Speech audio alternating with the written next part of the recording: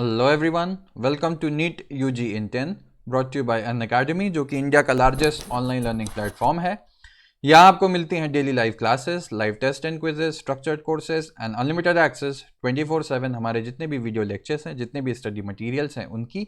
लेकिन उसके लिए आपको हमसे जुड़ना होगा। अनअकैडमी लर्निंग ऐप डाउनलोड करिए गूगल प्ले स्टोर पे जाके, iOS ऐप स्टोर पे जाके, एंड देन आपको लेना होगा हमारा नीट यूजी का पेड सब्सक्रिप्शन हमारे सारे फीचर्स अवेल करने के लिए। इसके लिए कई ऑप्शंस आपके पास अवेलेबल हैं 1, 3, 6, 12, 24। सिंस नीट यूजी का सिलेबस काफ़ी वास्ट है, थोड़ा टाइम टेकिंग होता है, इसलिए 1 साल या 2 साल का पैकेज सबसे ज़्यादा पॉपुलर है।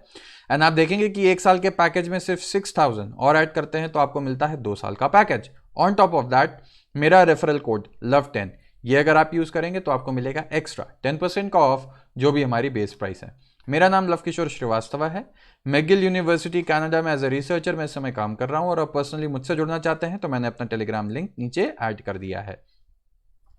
तो आज हम बात करेंगे characteristics of plant growth regulators. हमने ग्रोथ की बात की, ठीक। हमने सब देखा कि प्लांट की ग्रोथ जो है वो लेंथ हो गई, नंबर ऑफ सेल्स हो गई, बहुत सारे फैक्टर्स हैं जिनके टर्म्स में हम रिप्रेजेंट कर सकते हैं। अब बात आती है कि वो ऐसे फैक्टर्स कौन से हैं जो प्लांट की ग्रोथ को रेगुलेट करेंगे, ठीक है। तो इन्हीं को हम बोलते हैं ग्रोथ रेगुलेटर्स। अब आप देखेंगे कि प्लांट जो ग्रोथ रेगुलेटर्स हैं क्या होते हैं। अब जैसे नॉर्मल ह्यूमन बॉडी है, हमारी बॉडी है, तो आपने पढ़े थे, अभी मैंने पढ़ाया था कि कितने सारे हॉर्मोन्स होते हैं, ठीक। तो वो भी ग्रोथ रेगुलेटर्स ही तो होते हैं ना, हमारी ग्रोथ रेगुलेट कराएंगे। थायरॉक्सिन आपने देखा कि मेटाबॉलिज्म कंट्रोल करता है, ठीक। तो इसी टाइप की चीजें प्लांट में भी होती हैं जो प्लांट की ग्रोथ को रेगुलेट करती हैं। और क्या होता है ये, they are just simple molecules of diverse chemical composition. क्या मतलब हुआ कि उनका केमिकल कॉम्पोजिशन जो होता है दैट इज वेरी डाइवर्स, अलग अलग तरीके के केमिकल्स प्रेजेंट होते हैं। होता क्या है, ये कुछ नहीं, सिंपल मॉलिक्यूल्स ही होते हैं। क्या है इसमें, क्या क्या हो सकता है, इंडोल कंपाउंड्स, ठीक। अब आपको इसमें इंडोल क्या होता है इसमें जानने की जरूरत नहीं। इंडोल कंपाउंड्स में अभी आप जान लीजिए, इसका एग्जाम्पल होता है इंडोल 3 एसिटिक एसिड जिसका नाम है IAA, ठीक है। और होता है एडिनाइन। एडिनाइन आपने सबने पढ़ा होगा, एडिनाइन ग्वानिन ये सब देखे हैं ना। तो एडिनाइन की डेरिवेटिव्स होते हैं जिनको हम बोलते हैं काइनेटिन, ठीक। अभी डिटेल्स में आएंगे ये सब। एक और है कैरोटिनॉइड्स। कैरोटिनॉइड्स आपने पढ़ा होगा जब क्लोरोफिल पढ़ा रहा था, पिगमेंट्स बताया था मैंने, ठीक है। तो वहां पे भी कैरोटिनॉइड्स था। इनका एक डेरिवेटिव होता है जिसका नाम होता है एब्सिसिक एसिड या ABA, इसी का नाम है टर्पीन्स। टर्पीन्स एक अलग केमिकल ग्रुप है जिसमें क्या मिलते हैं आपको, गिबरेलिक एसिड। गिबरेलिक एसिड भी कई तरीके के होते हैं, ठीक, जिसका एक एग्जाम्पल आप GA3 देख रहे हैं। ये जो है ये मेन है आपके रेगुलेटर के, जो एग्जाम्पल है मेन रेगुलेटर जो सबसे ज्यादा पॉपुलर है, ठीक, जिसका हम इंडिविजुअली डिस्कशन करेंगे। और वो गैस भी हो सकती है, जैसे कि इथाइलिन। इथाइलिन आप सबने ऑर्गेनिक केमिस्ट्री में पढ़ा होगा, C2H4 क्या होता है, ये C है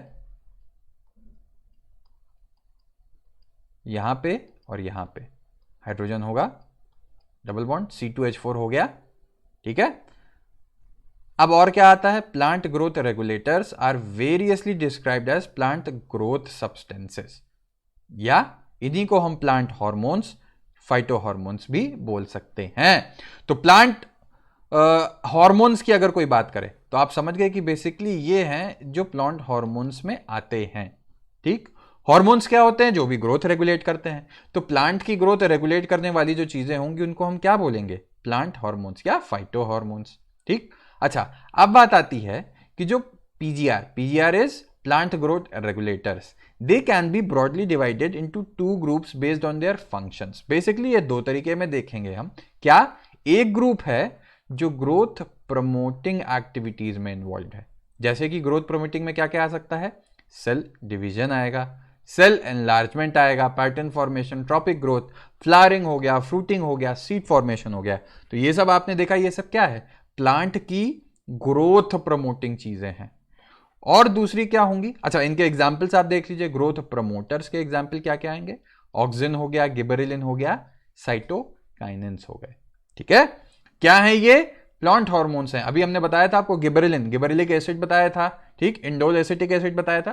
तो ये सब उन्हीं के ही एग्जाम्पल हैं जो कि आपको आगे के लेक्चर्स में समझ में आएगा जब हम डिटेल्स में पढ़ेंगे। तो ये जो एग्जाम्पल्स हैं आपने देखा, प्लांट ग्रोथ प्रमोटर्स हैं, ठीक है। अच्छा, और क्या, These plant growth regulators of the other group play an important role in plant responses to wounds, stresses of biotic and abiotic origin. क्या होंगे?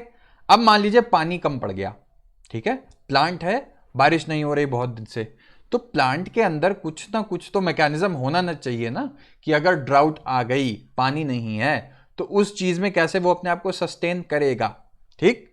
तो वही सब होती है स्ट्रेस की कंडीशन, या फिर किसी ऐसे जगह ग्रो कर रहा है जहां बहुत ज्यादा सैलिनिटी है, ठीक है, तो कुछ भी हो सकता है, ये बाहर से स्ट्रेस आते हैं, तो इन्हीं स्ट्रेस की कंडीशन को, अब अच्छा ये स्ट्रेस बायोटिक यानी बायोलॉजिकल ओरिजिन, अब कोई मान लीजिए बैक्टीरिया अटैक कर गया, फंगस अटैक कर गया, तो वो भी तो एक तरीके का स्ट्रेस हो गया ना, उसके लिए वो बायोटिक ओरिजिन का हो गया। एबायोटिक ओरिजिन जैसे मैंने आपको बताया, पानी कमी हो गई, ठीक है, तो ये प्लांट ग्रोथ रेगुलेटर्स वहां पे भी हेल्प करते हैं इसको सस्टेन करने में, ठीक।